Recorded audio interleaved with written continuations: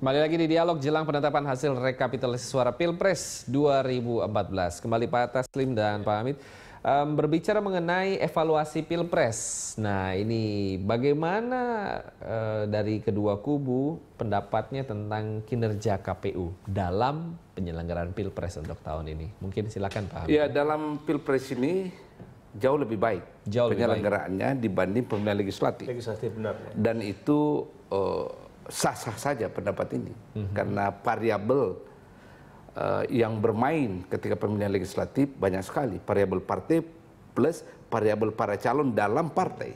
Ini kan hanya dua variabelnya, pasangan Prabowo Hatta, pasangan Jokowi JK, sehingga manajemen pengelolaannya juga lebih simpel, lebih sederhana.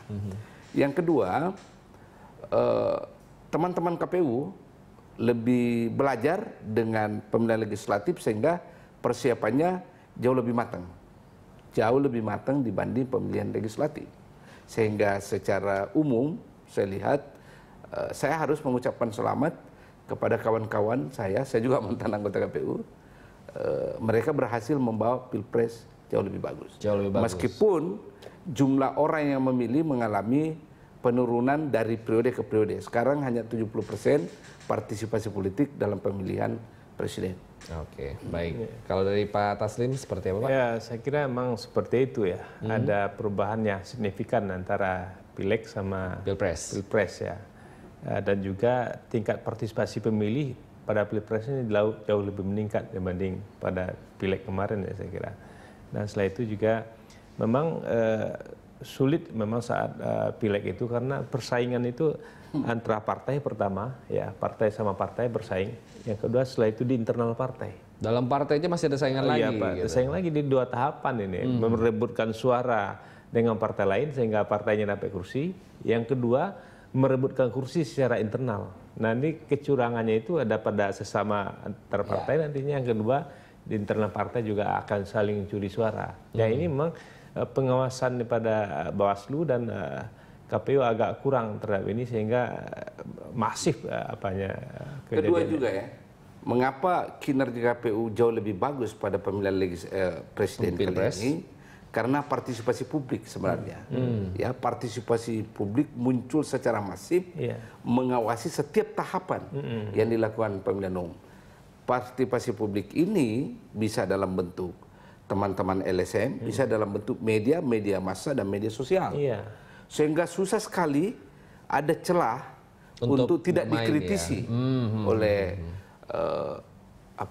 relawan atau media yang ada.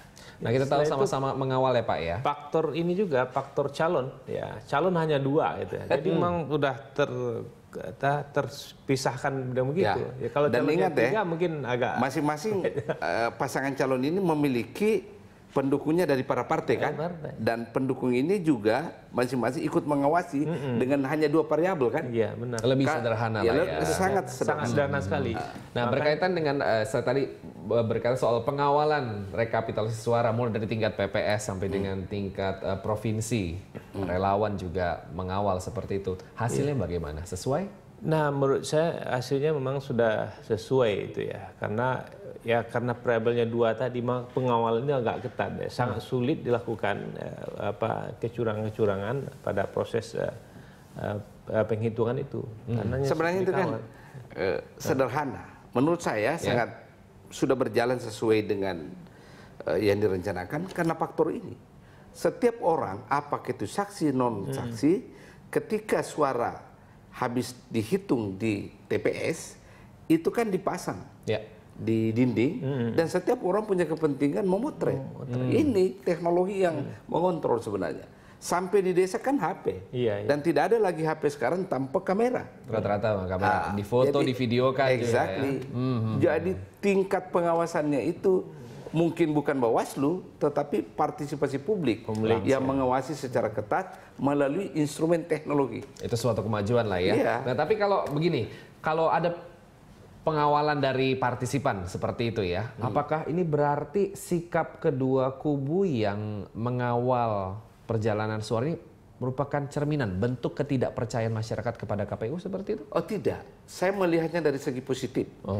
Terjadi kesadaran kolektif dari rakyat kita untuk berpartisipasi dalam seluruh tahapan proses pemilihan umum, dan partisipan ini adalah ekspresi dari partisipasi politik mereka.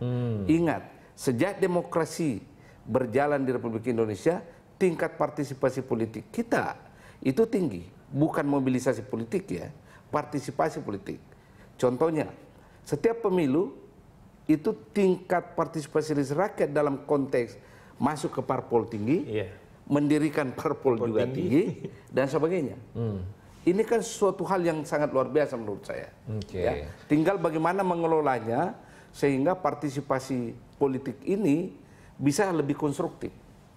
Dan buktinya kan, sejak kita reformasi ya, angka insiden setiap kampanye itu berkurang terus ya. Menurun jauh lah ya. Menurun jauh. Nah, setuju Pak dengan pendapat? Saya kira memang sesuatu yang sangat membanggakan ya. Negara kita ini sudah tahap pada demokrasi yang modern saya kira ya. Bahkan sudah mendahului dengan negara-negara lain ya. Lebih maju kita. Dengan hari ini kita bisa menyelesaikan dengan baik dan damai. Ini luar biasa ini, sebuah negara besar yang mampu melaksanakan proses ini dengan waktu yang cuma berapa tahun ya setelah reformasi, Pak. Ini lonjakan luar biasa. Nah, ini tinggal kita memanage bagaimana partisipasi politik masyarakat itu yang luar biasa semakin meningkat itu menjadi benar arahnya ya. Jangan ada lagi sampai pada pemilu ke depan tuh kekuatan uang kapital yang lebih ini. Justru ini akan merusak. Ini sisi positifnya lah ya. Tapi kita tahu bahwa pengawal itu kan juga muncul setelah adanya interupsi terhadap kinerja KPU seperti itu, Pak. Bagaimana pendapat Anda? Nah, saya kira tanpa itu pun ya, tanpa ada instruksi pun juga akan dilakukan pengawalan ya, karena partisipasi yang aktif itu tadi yang mengakibatkan terjadi pengawalan itu tanpa diminta juga akan dilakukan pengawalan, karena ini dua. Jadi begini ya, secara psikologis sebenarnya rakyat itu diminta atau tidak diminta dia berpartisipasi. Bisa partisipasinya karena ikhlas, bisa karena iseng. Semua itu tergantung di sini. Ada orang karena ingin menggunakan ininya, kembang aja di pinggir jalan dia foto. Apalagi sebuah peristiwa politik. 5 tahun sekali. Keinginan ingin tahu informasi cepat itu luar biasa masyarakat kita ya. Benar. Oke, kita akan lanjutkan untuk segmen berikutnya. Kita tahan dulu sebentar. Tetaplah bersama kami pemirsa dalam Dialog Jurnal Pagi.